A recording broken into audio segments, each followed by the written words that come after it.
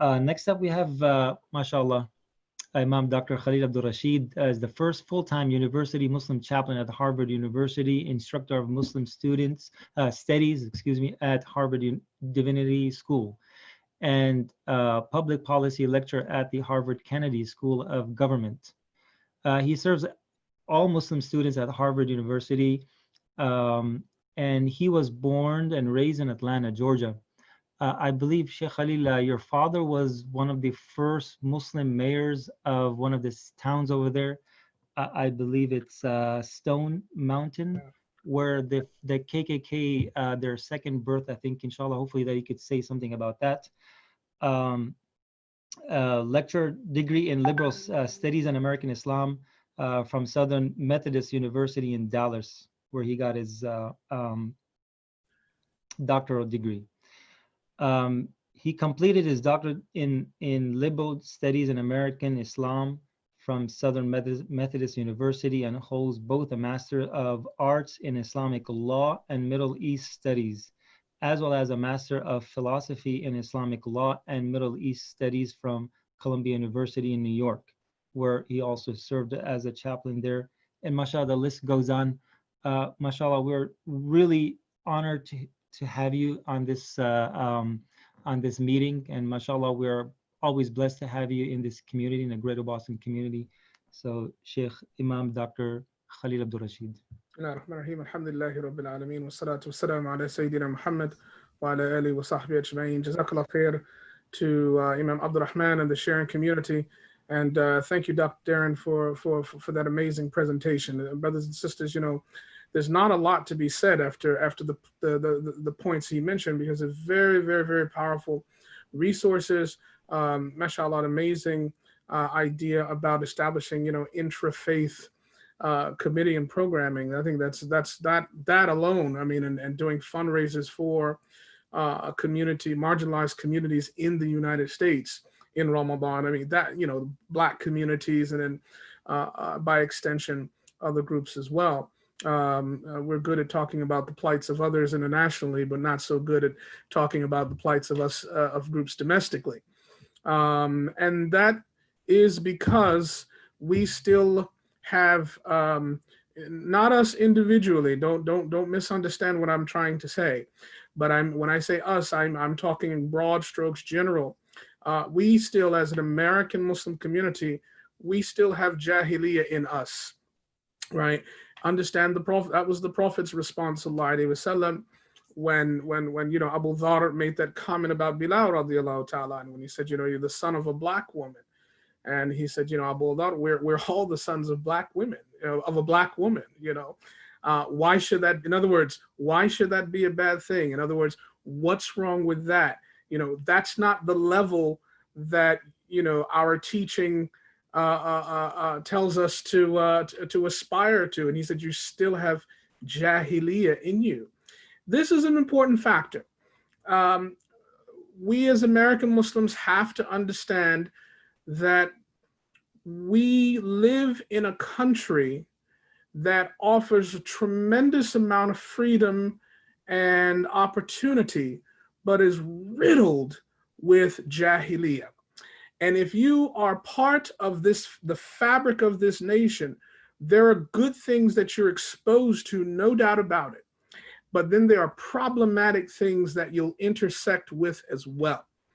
And we have to be very, very important about what we observe. I mean, Dr. Darren mentioned it so very well. You know, kids, you know, they learn by what they see.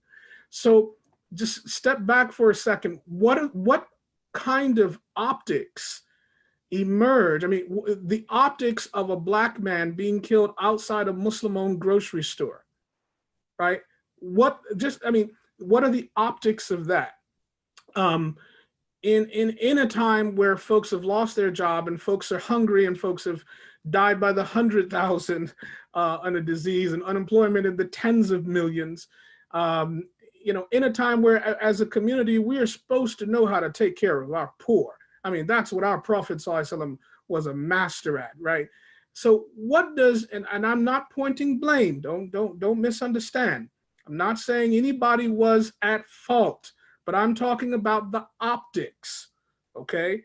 I'm talking about the optics. If we talk about how bad it is to have a Muslim framed as a terrorist on the media, what about the optics of a black man being killed by, outside of a halal meat store when the clerk inside called the police on alleged counterfeit $20 bill, right, during such a time? The optics. And furthermore, that the beauty of institutions like the Sharon Masjid to even have these kind of conversations, these things are necessary conversations to be had across the board in American masajid. I'm so grateful to you, Imam, and to the community for even hosting such a thing, right? Because there are certain things that we need to wake up to. So Jahiliyyah, it's important to understand that while as individual people, there may be Muslims who are not racist individually, as a collective body, we are complicit in racist themes and racist actions as a collective body. And some of us may be infected by prejudices that are born from racist tropes that are produced in the community that we are completely unaware of. And so the narrative of the Black American community, forget Black American Muslim for a second, the narrative of the Black American community is important because it educates the public, and by that the Muslims as well, about racism. And as the core element, this is one of the major idols in the Jahiliyyah element of this country here, okay? And the Quran mentions Allat wal Manat wal Uzza, the main three idols in Mecca at the time of the Prophet ﷺ. The Quran itself, a book of Tawheed, has the names of the three major idols that people worship. I mean, that's a paradox if you think about it. This is a book of Tawheed that mentions the names of idols, not just one, three. So we have, if the Quran can talk about the idols of the people of Mecca, we have to talk about racism and other of the 99 isms that are idols as well in our community as well. Not to glorify it, but so that we can deconstruct those idols. We can topple those idols. We can crush those idols. And we have to recognize if parts of those idols are inside of us. Remember the Sahabas early in the time of the Prophet, a few of them, not all of them, of course, we know, but a few of them in the Meccan time were so conditioned to carrying the pocket-sized idols with them, the pocket-sized versions of them. They would tuck them under their arms when they prayed. And they would still make their salat with the pocket-sized idol under their arm. And that's why the Prophet ﷺ told them to raise their hands for the Allahu Akbar. Drop that baggage. Let it go. Doesn't matter that it's pocket-sized.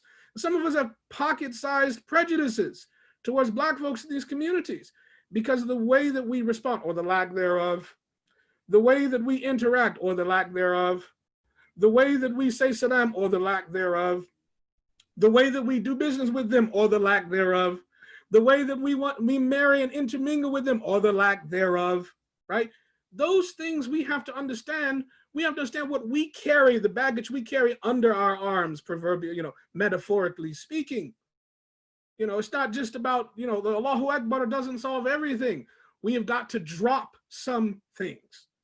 Now, Jahiliyyah is not a historical concept alone. Jahiliyyah in the Quran has three parts to it, three components to it. One is the thought component. Allah Ta'ala mentions different ayah in the Quran referring to the thought, Jahili mindset. And this is predominantly the way people think about God, the way people have false ideas about Allah subhanahu wa ta'ala, right? Wrong thinking about Allah subhanahu wa ta'ala. And then there's Jahili behavior, Jahili actions, right? I mean, what happened with George Floyd was Jahili. For that matter, what happened today with the 75-year-old man who's elderly, wasn't even Black, just an elderly man with no respect for our elders, 75-year-old man who was pushed down by the police officer, head bleeding on the concrete.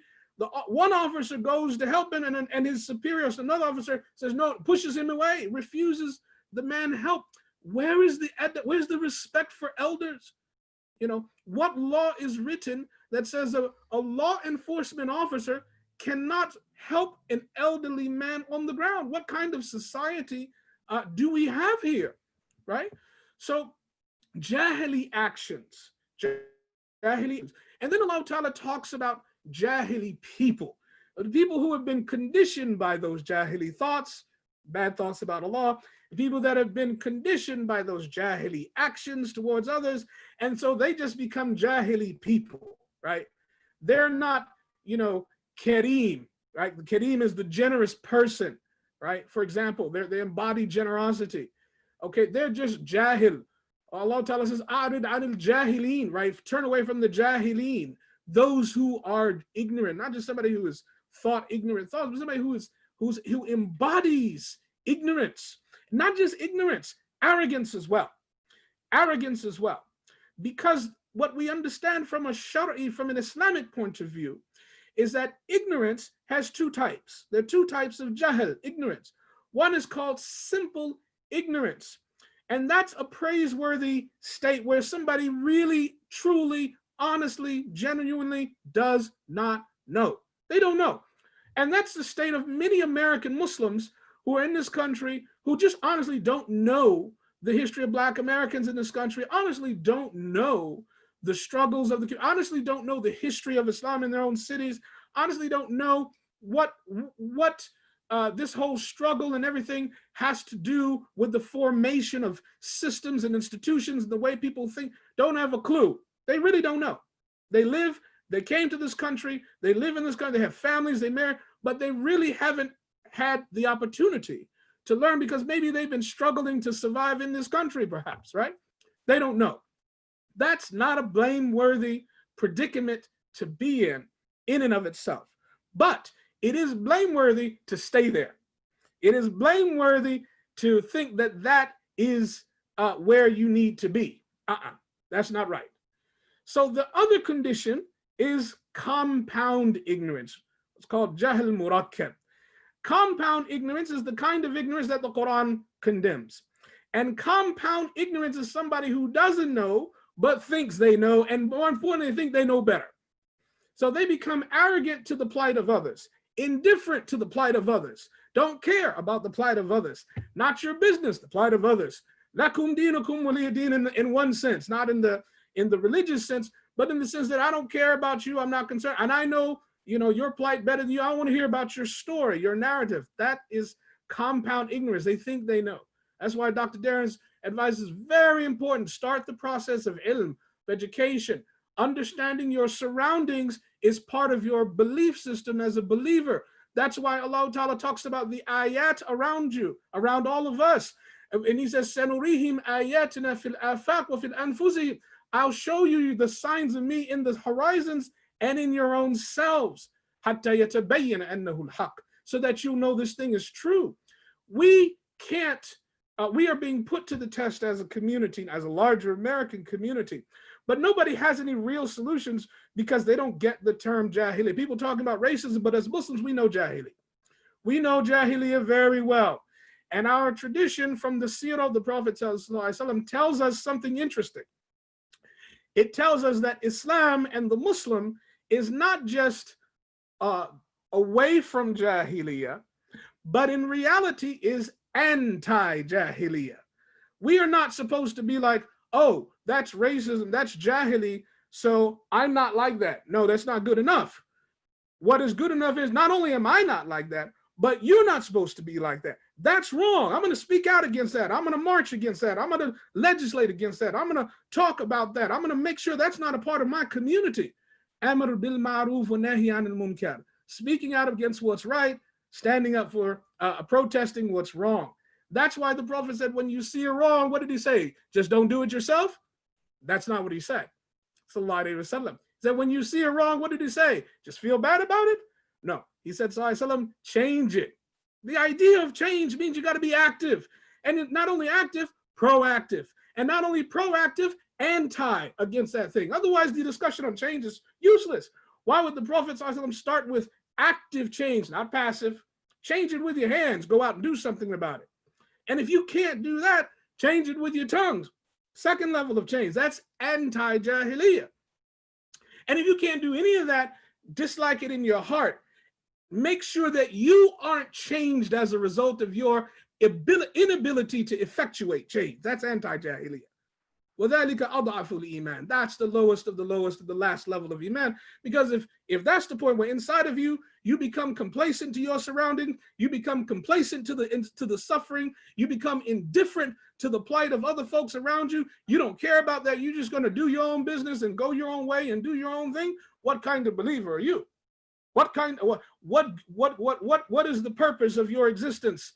Why should Allah Ta'ala have given a book to everybody? Why couldn't he have just given you a book to guide yourself and you go on your own? This is a communal thing. And therefore, brothers and sisters, Jahiliyyah, when we see that we have Jahiliyyah, and by the way, there's no such thing as Jahiliyyah in a person, right? Jahiliyyah is a system, all right? It's systemic. It's systemic. It was systemic in the Quraysh. It was systemic in Fir'aun's house, right? That's what Haman was representative of. Right, Haman was the administrator of a Jahili system. All right, and that system, what did it do? It slaughtered men in the streets. Sounds familiar, doesn't it? Right, it intimidated mothers. Sounds familiar, right? And so this Jahili system is part of the discourse of the Quran, and therefore the Ummah of Muhammad Sallallahu Alaihi Wasallam, we have to be attuned to the Jahili system that is present and existing in us in our climate today. We should be joyed at this, because this allows us an opportunity to walk in the path of the Anbiya, to walk in the path of Musa, to walk in the path of Harun, to walk in the path of Muhammad sallallahu alaihi wasallam alayhi wassalatu wassalam. But we've got to act. So what are the steps to acting now? One, education. Well, you can't act if you don't know. You can't act if you don't understand. Let's be an educated community. Education is a process. It's ongoing. It's it's diverse. We got to start learning about these things. Don't read, listen to podcasts and discussions. The film Just Mercy is out now for free. I highly recommend every single American Muslim who has no idea about and who has an idea.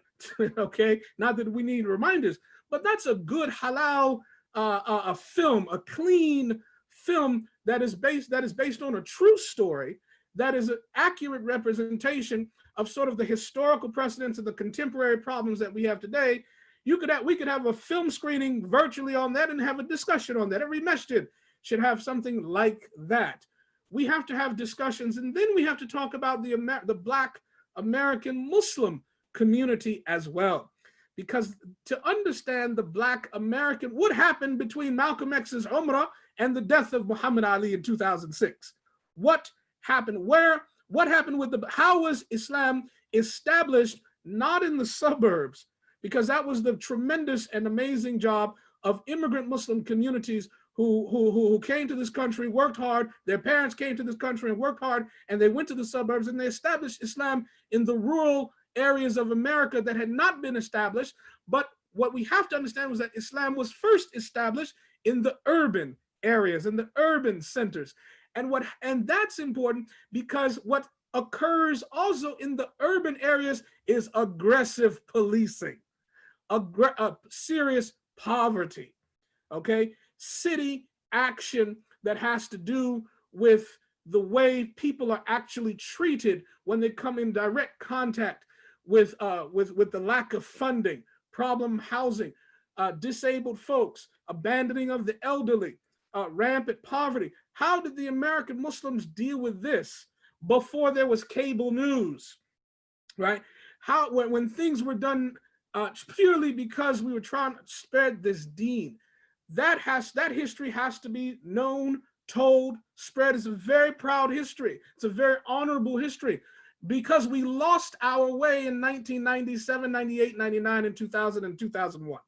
Everything was shifted as a result of the war on terror. The optics shifted, the focus shifted, the projects shifted, the narrative shifted, everything shifted. So our Qibla as a community, I mean Qibla in the metaphorical sense, right? Our direction that we were headed in, we were building up urban, poor America. That direction changed in the late 90s. That's not a bad thing, but that's a reality. So we have to understand our local history, because in order to fix this systemic racism And to deal with the Jahili system, we're going to have to go back to the urban communities and continue the fight that was done, that was started, that was interrupted. Okay. So one of the most beautiful lessons I learned from my late father, rahimahullah, who, Jazakallah khair, Imam Abdur Rahman, for invoking him because he was my first hero. And he was greatly, my father was a student at Jamiat Medina in the early 80s, one of the first African Americans to go to the University of Medina, but he left early because of racism, because he was always called a boy. In Jamiat Medina, they used to call him, Ya Walad Ta'al, come here, boy. And he said, you know, he gave up. He said, I did not come to Islam to come to the city of the Prophet to be called a boy, the same way I was called a boy in Louisiana, because he grew up with the Klan. So he left. He didn't even finish his studies. He couldn't take it, right? He couldn't take the racism in the community, you know, and he chose to combat that, but in the American context. And he became the mayor of the city that birthed the second coming of the Klan. And he worked on the hatred in that community by building up family and by diversifying the community and working with and against law enforcement. You can change communities when you do those things, but you gotta tackle the Jahili elements that are around you.